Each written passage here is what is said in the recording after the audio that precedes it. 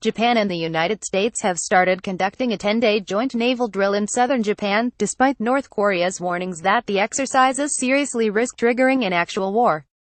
The U.S. Navy said in a statement on Thursday that the annual drill would take place in waters surrounding Okinawa, in the south of Japan, and was designed to increase the defensive readiness and interoperability of Japanese and American forces through training in air and sea operations.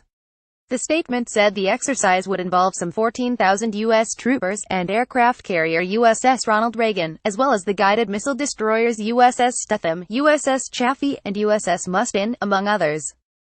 The exercise follows more than a week of scenario-based training ashore, the U.S. Navy said. The AFP reported that Japanese Prime Minister Shinzo Abe met the commander of the U.S. Pacific Fleet, Harry Harris, as the Okinawa drill kicked off and called for close coordination between Tokyo and Washington to enhance deterrence against Pyongyang. The southern island of Okinawa hosts more than half of the 47,000 U.S. military personnel in Japan.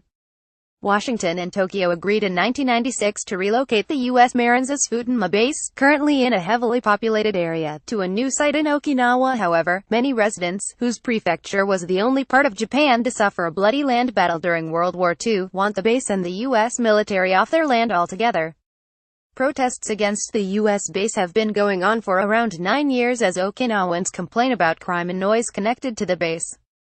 The Thursday announcement was made just after the U.S. conducted a joint naval drill with South Korea in the Western Pacific earlier this week. In a letter to UN Secretary-General Antonio Guterres, North Korea censured that drill and said the current situation was the worst ever around the Korean peninsula. Tensions between the U.S. and North Korea have dramatically increased following a series of weapons tests by Pyongyang and an exchange of barbs between U.S. President Donald Trump and North Korean leader Kim Jong-un. North Korea has been under a raft of crippling United Nations sanctions since 2006 over its nuclear tests as well as multiple rocket and missile launches. Pyongyang has firmly defended its military program as a deterrent against the hostile policies of the U.S. and its regional allies, including South Korea and Japan.